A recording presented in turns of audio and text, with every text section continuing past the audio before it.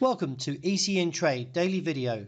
Before we begin, it should be noted that any advice is of a general nature only and that your personal circumstances have not been taken into consideration. Hello everyone, my name is Rob Clayton and thank you for joining me.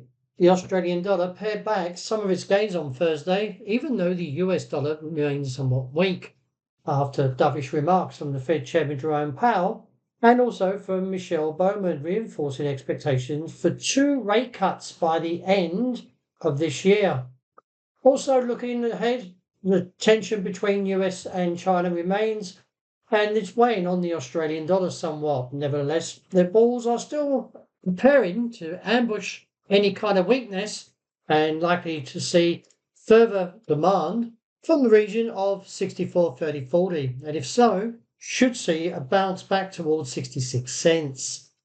Turning to the euro, still remains somewhat firm as the US dollar weakens, and looking to the top side target now, which still holds at 117.5 to 117.70. Any weakness likely to be limited. Dollar yen, well, I still feel the market is vulnerable to the downside, but we do need to see that break of 150.60.80 to expose the next target of 149 and on to the region and potentially 145. Bears are still looking at these technicals, no doubt. Let's see if we can see a further slide.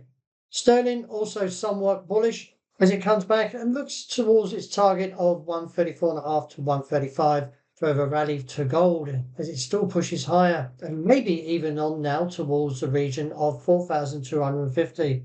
There is still much talk of even 4,300 to 4,500 as a potential target. Any pullback likely being limited. Wrapping up with oil, still sitting comfortably at this base, somewhere around $57.5 to $58 a barrel.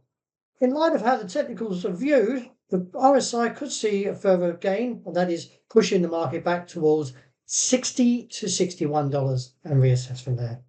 Well, that's a wrap. Thank you for joining me, and as always, look out for the interest report. I hope you enjoy the great start of the day.